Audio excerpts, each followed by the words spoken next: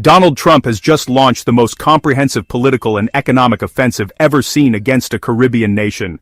Targeting Trinidad and Tobago, he has moved beyond rhetoric into a series of concrete, devastating actions designed to coerce, punish, and realign. These 12 moves reveal a shock and awe strategy that will leave you amazed at its scope. In a move that sent shockwaves through the international community, the President of the United States took decisive action against corruption in the Caribbean, specifically targeting Trinidad and Tobago. The first step was the signing of a sweeping executive order, officially titled the Caribbean Corruption Sanctions.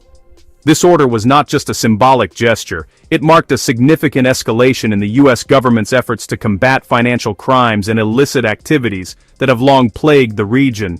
The signing ceremony, held in the East Room of the White House, was attended by top officials from the Treasury Department, the Department of Justice, and the State Department, as well as members of the press. Cameras flashed as the president, flanked by advisors, put pen to paper, making the order official. The document itself bore the presidential seal and the signatures of key cabinet members, underscoring the gravity and bipartisan support behind this initiative. The White House press conference that followed was packed, with reporters eager to understand the full scope and implications of the new sanctions. The president addressed the nation and the world, emphasizing that the United States would no longer turn a blind eye to the corrosive effects of corruption in its own hemisphere. He spoke of the need to restore trust in international business, to protect American interests, and to support the people of Trinidad and Tobago in their fight for transparency and accountability. The message was clear. The era of unchecked corruption was coming to an end, and the U.S. was prepared to lead the charge. The executive order specifically named more than 24 individuals, high-ranking Trinidadian government officials, prominent business leaders, and influential figures in the energy sector. Their names appeared on a list, released by the U.S. Treasury, which was quickly circulated among financial institutions worldwide. The order mandated the immediate freezing of all assets held by these individuals within the United States, including bank accounts, real estate, and investments. In addition, it imposed a sweeping ban on any U.S. entity, whether a corporation, bank, or individual, from conducting business with the sanctioned parties. The Treasury Department worked around the clock to ensure compliance, sending urgent notifications to banks and financial institutions, both in the U.S. and abroad. The message was clear: any attempt to circumvent these sanctions would be met with severe penalties. The impact was immediate and dramatic. Bank accounts were frozen overnight, leaving some of the most powerful figures in Trinidad unable to access their funds. Business leaders, once seen as untouchable, found themselves under investigation, with some even being taken into custody by local authorities at the request of the U.S. government.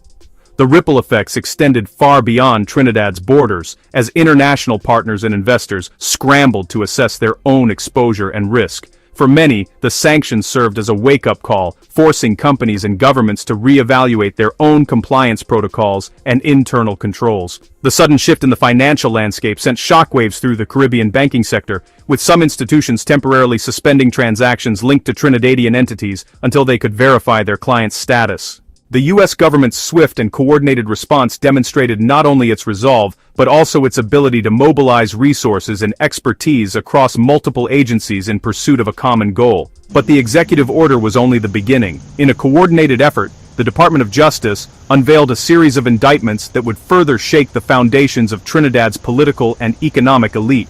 At a press conference held at the DOJ headquarters in Washington, D.C., the Attorney General stood before a packed room of journalists and laid out the details of a far-reaching investigation. The indictments, unsealed that morning, targeted not just individuals but entire organizations, specifically 3 of Trinidad's largest energy trading firms. The DOJ's investigation had been underway for months, involving cooperation with law enforcement agencies in multiple countries, as well as the use of sophisticated financial tracking tools to follow the money trail. The press conference was broadcast live, with the DOJ seal prominently displayed behind the speakers, and courtroom sketches of the accused executives flashed on screens for all to see.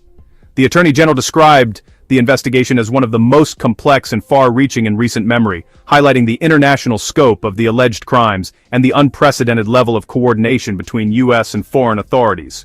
The DOJ's message was unequivocal: No one, regardless of their wealth or political connections, would be immune from prosecution if they broke the law. The indictments alleged a massive years-long conspiracy to defraud U.S. business partners and evade international sanctions.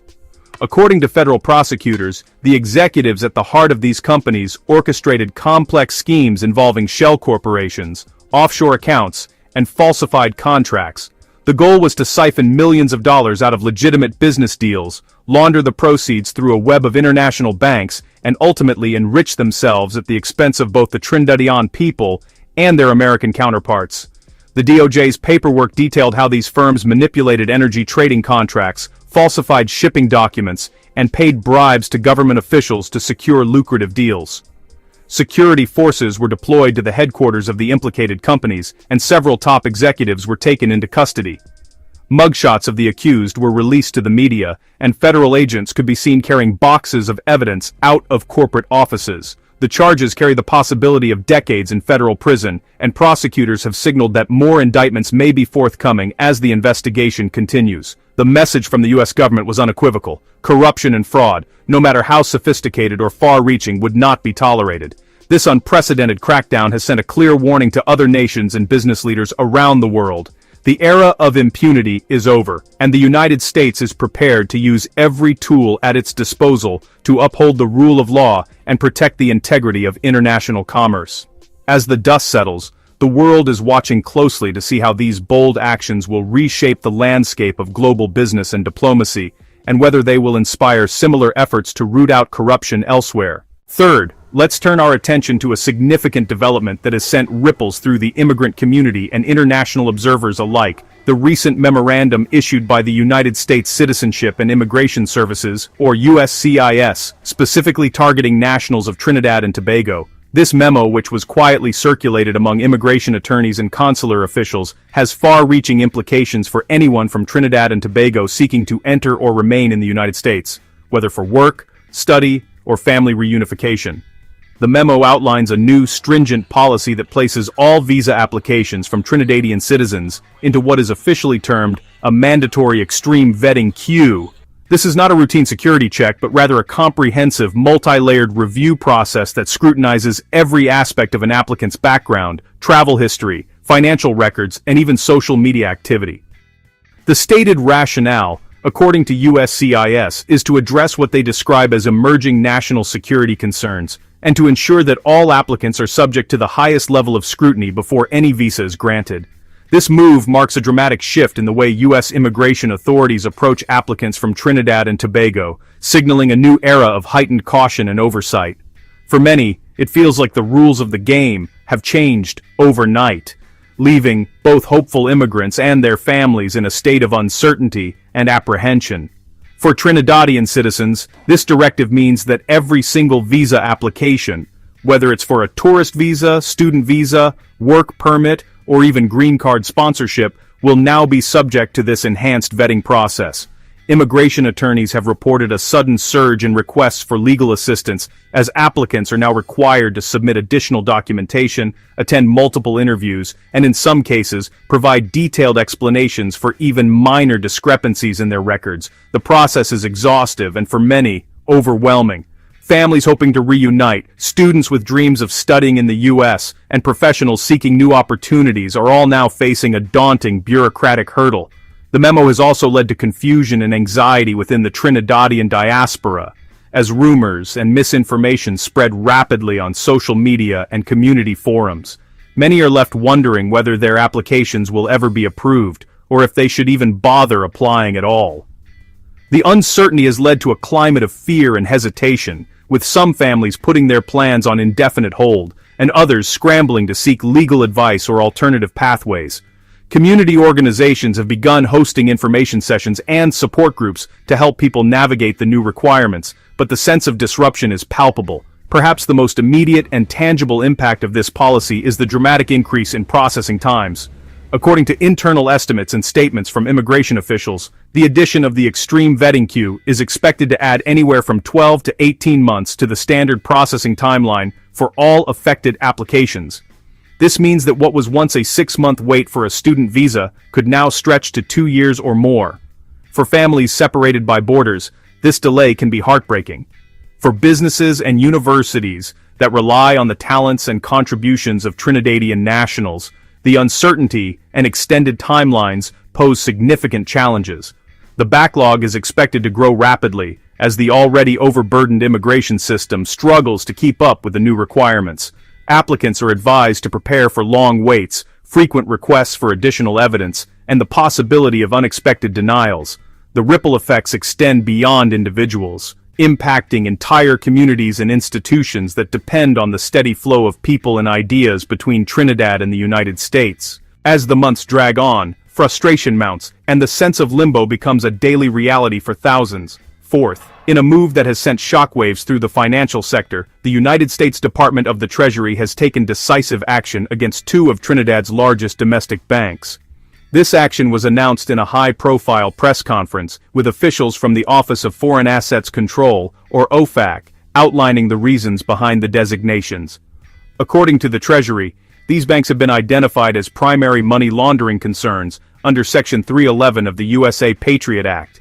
The designation is the result of a lengthy investigation involving multiple U.S. and international agencies, and it reflects growing concerns about illicit financial flows, corruption, and the potential for these institutions to be used by transnational criminal organizations. The announcement was met with immediate reactions from financial analysts and government officials who warned that the repercussions could be both swift and far-reaching. For Trinidad's banking sector, this marks an unprecedented challenge, one that threatens to undermine confidence in the entire financial system and disrupt the daily operations of countless businesses and individuals. The consequences of this designation are both immediate and severe. By labeling these banks as primary money laundering concerns, the Treasury has effectively cut them off from the global United States dollar system.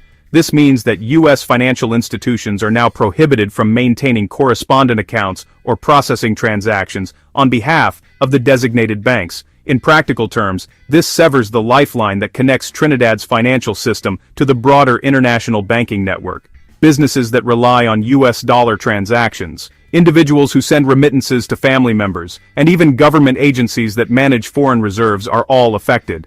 The banks themselves face a crisis of confidence, as customers rush to withdraw funds and international partners suspend relationships pending further review. The sudden isolation from the U.S. financial system has also raised concerns about the ability of Trinidadian banks to fulfill their obligations to international creditors, and has prompted urgent discussions among policymakers about how to restore trust and stability. The effects are not limited to the banking sector. They ripple outward, touching nearly every aspect of economic life in Trinidad and Tobago. The fallout from these actions is already being felt across Trinidad and Tobago.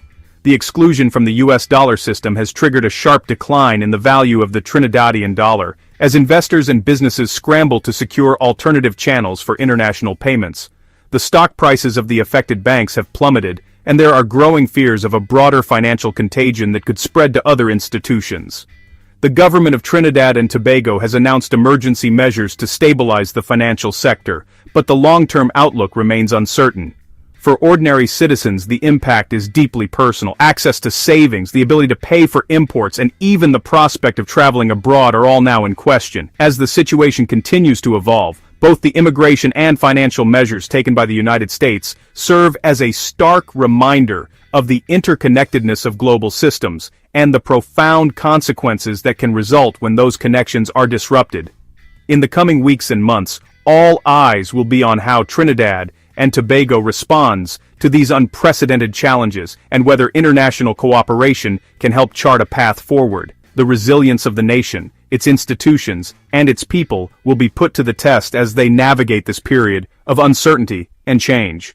In a move that sent shockwaves through both the energy sector and diplomatic circles, the United States Department of Energy made a sudden and unexpected decision. It revoked the critical long-term license that allowed Trinidad and Tobago's flagship liquefied natural gas, or LNG, export facility to sell its product directly to the United States. This wasn't just a routine regulatory adjustment or a minor bureaucratic hiccup. For Trinidad, this license represented the very foundation of its energy export strategy, and the U.S. was by far its single largest and most lucrative market.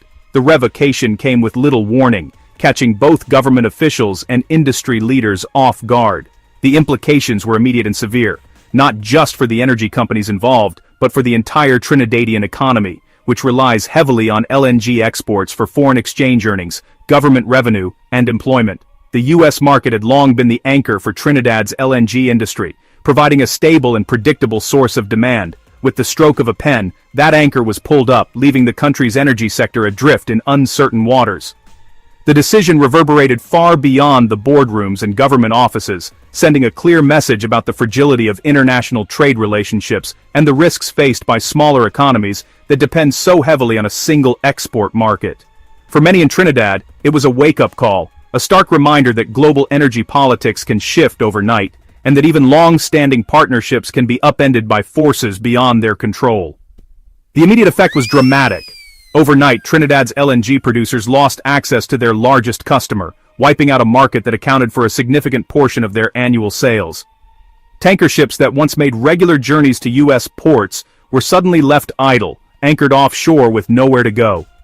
Export terminals that had operated around the clock now stood eerily quiet, their storage tanks full, but with no buyers in sight.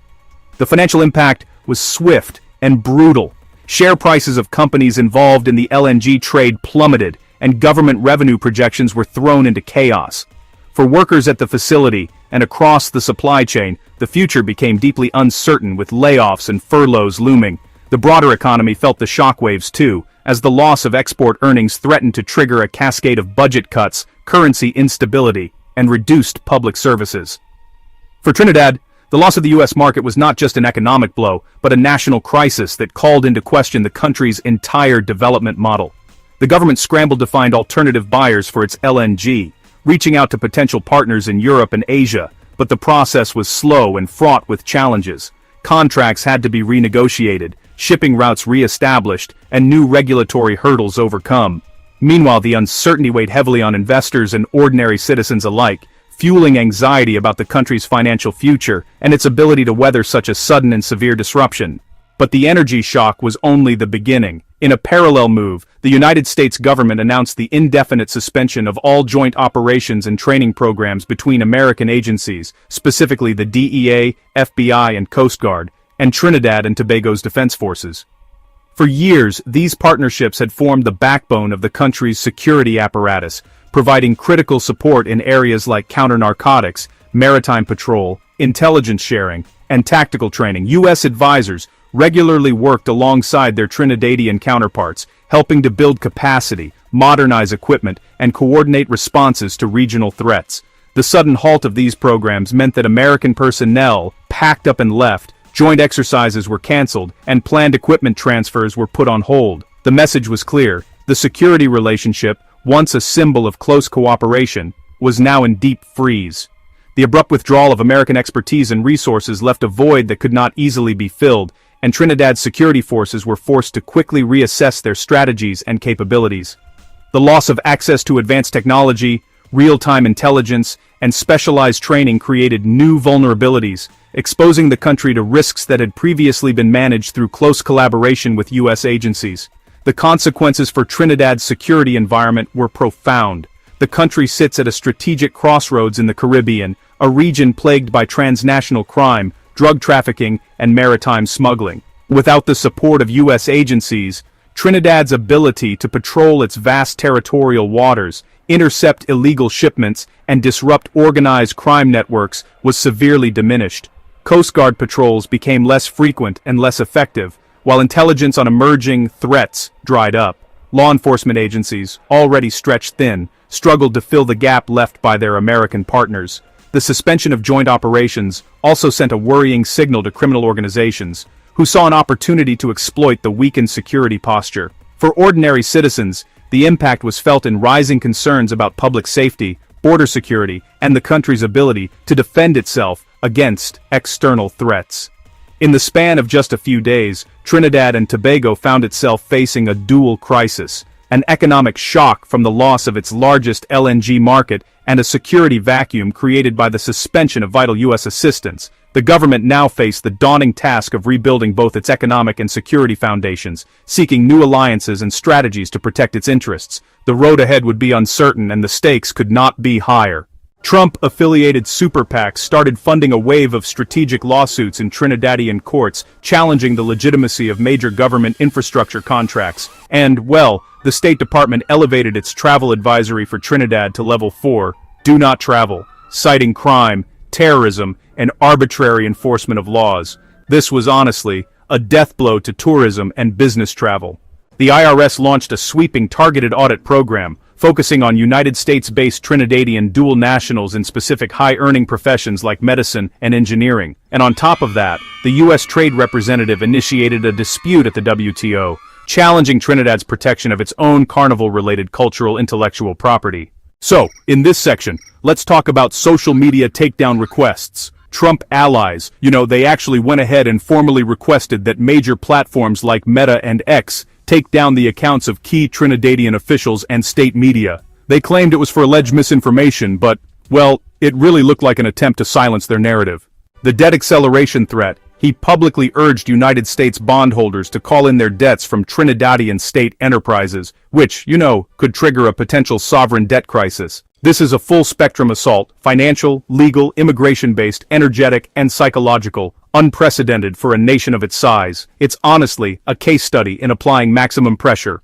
This is geopolitical warfare in the 21st century. Share this analysis on every platform, financial networks, news channels, diplomatic forums. The world must see the new playbook. To understand the real-time consequences of this multi-front offensive, you must stay informed. So, hit subscribe, ring the bell, and share this stunning report to spread critical awareness.